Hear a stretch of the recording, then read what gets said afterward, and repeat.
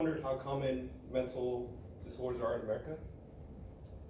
My name is Paul Trejo, and today I'm going to discuss about some mental health concerns and to help raise awareness.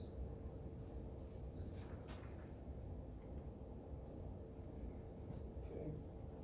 Mental health is complex to discuss, but I'm here to talk about the importance of understanding mental health awareness.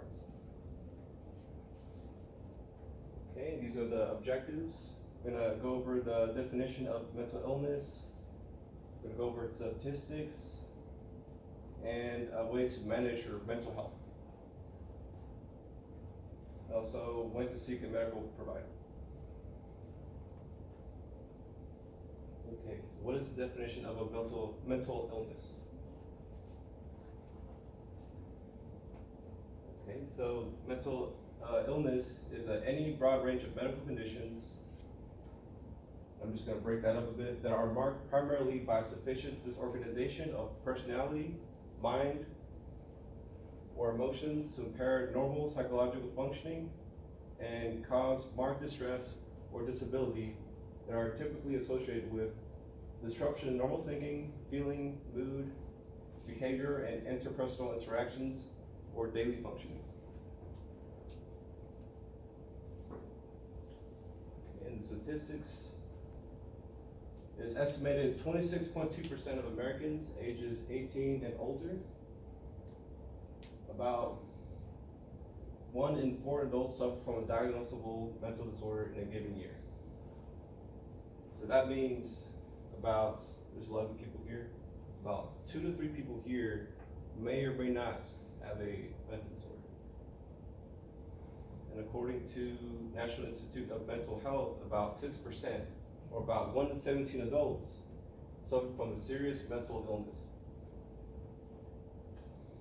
And based on the Substance Abuse and Mental Health Services Administration report, from 2012, about 45.9 million American adults, 20% of this demographic experience mental illness at least once annually.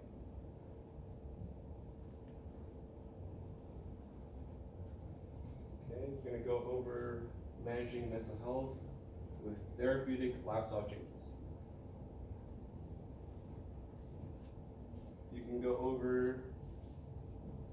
can manage your mental health with exercise, like working out with friends, running. You can change up your diet, your nutrition, based on, according to, sorry, give me 1 second. So diets rich in vegetables and fish are actually great in maintaining cognitive functions in adults, as well as reduce affective and schizophrenic disorders. Also, recreation and fun. So basically, just having fun with friends, or even doing something new that you might find fun. Relaxation, as in meditation, yoga, or even using music, for example. Religious and spiritual involvement. So just if you pray, or if you go to church, that could be another way. Spending time in nature, and altruism. So altruism is basically doing service to others, doing generosity, for example, being generous to others. Say you're giving money to homeless, or you're giving them a place to stay, for example. Okay. I'm going to go over genetics and when to seek help from the medical provider. So according to J.R. Thorpe, mental disorders such as anxiety, depression, OCD, and schizophrenia are more likely to be genetically inherited or contributed through environmental factors. I just want to talk about my personal experience. Sometimes lifestyle changes, like those that I've just listed, may not completely help. It took me about 24 years to realize that I had attention deficit disorder and anxiety. So, to give you an example of how my everyday life without being diagnosed, not knowing anything about being having an ADD or anxiety, basically my life was just like a hot mess. So I'll be forgetting things a lot. I'll look at something and maybe skim through it and not read the whole thing. I'll get nervous a lot when it comes to doing even things that I already know how to do.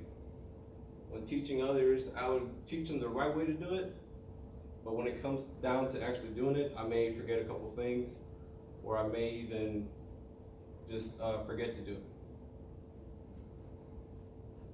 Now, according to David Sussman, a clinical psychologist, between 30 to 80% of people with mental health concerns never receive treatment.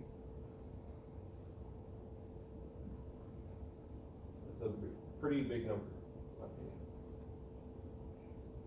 And for the conclusion, I just want to let y'all know, just to be more aware, if you're not feeling that great, or you're feeling inadequate, or if you feel like you're depressed often, more than usual, you may want to go seek help with either a friend, maybe even talking to a friend, or talking to a medical provider.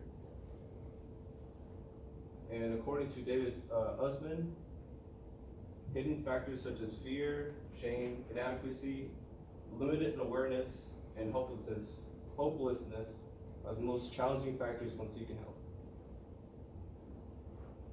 We should be proactive about our mental health and get help, especially if it's affecting our personal and professional lives. Let's break the signal.